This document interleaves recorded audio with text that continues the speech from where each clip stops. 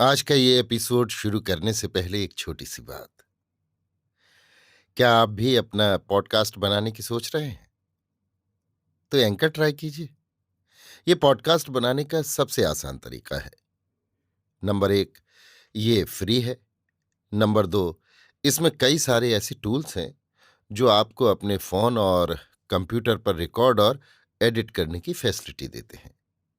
Number 3, आप अपने podcast को डिस्ट्रीब्यूट भी कर सकते हैं, जिससे इसे स्पॉटिफाई और दूसरे प्लेटफॉर्म पर सुना जा सके।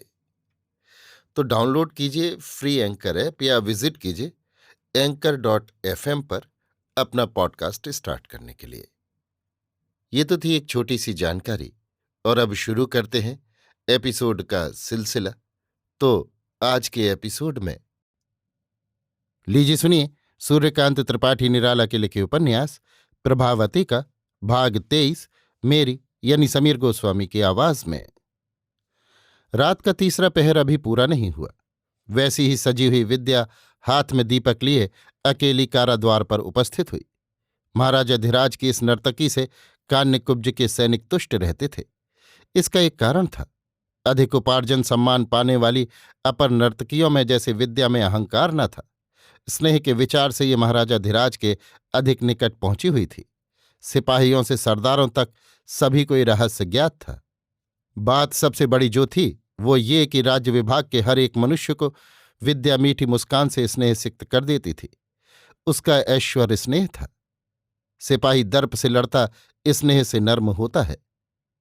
रहस्यमय स्नेह की दृष्टि परवाने के साथ कारा कर्मचारी के सामने बढ़ी। खड़ा सिपाही भी देख रहा था। कर्मचारी ने कहा, राजा महेंद्रपाल की मुक्ति का आज्ञापत्र है। परवाने को देखते हुए रख लिया। सिपाही काराद्वार खोलने लगा।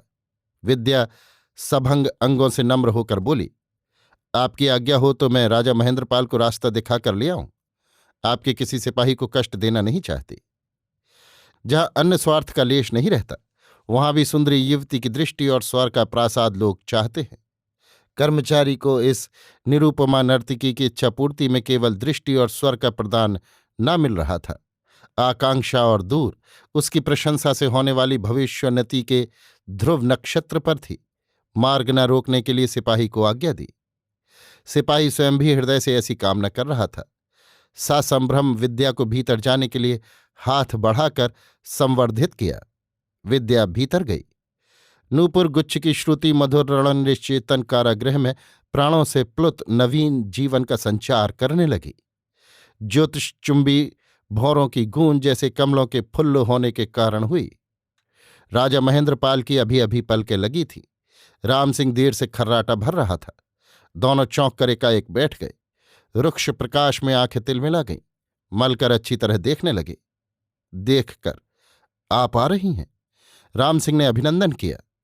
अचपल दृष्टि से विद्या धीरे धीरे बढ़ती हुई राम सिंह के पास आकर खड़ी हुई।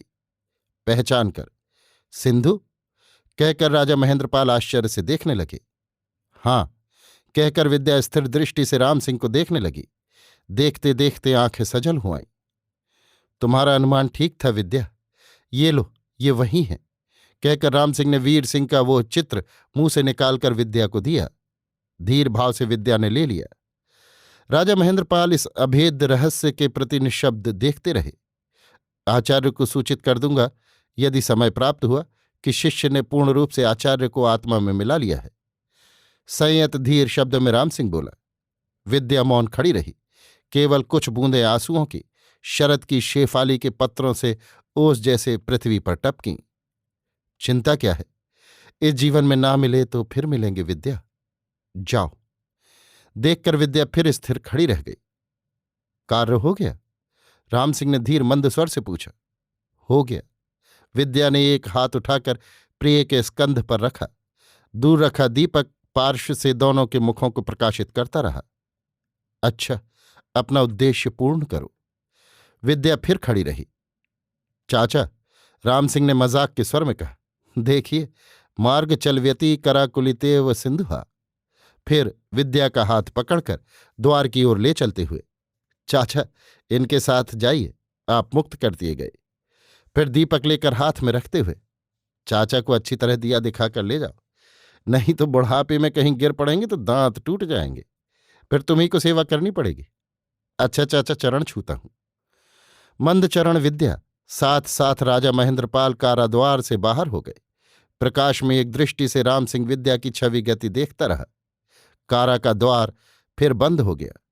फिर कर विद्या ने नहीं देखा, सीधे अपने घर की ओर राजा महेंद्रपाल को ले चली। वहां कुछ भोजन कराकर उसी समय घोड़े पर चढ़कर सुबह होते होते दूर निकल जाने के लिए कहा और संक्षेप में सारा हाल समझाकर बतला दिया कि अनुकूल कारणों के प्रकट होने के पूर्व वे प्रकाश में न आए, उनके लिए अच्छा न होगा, और उसे निकाल कर भी पालन करने की अपनी कृपा का इसे ऋण शोध रूप समझें। राजा महेंद्रपाल प्रभात होते होते विद्या के दिए एक घोड़े पर निशा के कलंक की ही तरह अदृश्य हो गए। महाराज शिव स्वरूप विद्या के पलंग पर बेखबर सो रहे थे। अब तक क्या हुआ नहीं मालूम। ऐसी सेज इस जीवन में पहले पहल मिली थी। जब जगाए गए तब विद्या अपनी बड़ी बड़ी कुल वस्तुएं प्रातःकाल ही नौकरों को आपस में बराबर बांटकर चले जाने के लिए देकर, अलंकारों की एक गठरी बांधकर, आवश्यक कुछ सामान और लेकर, महाराज वाले घोड़े के साथ अपना घोड़ा सजवाकर पुरुष वेश में भागने के लिए तैयार हो चुकी थी।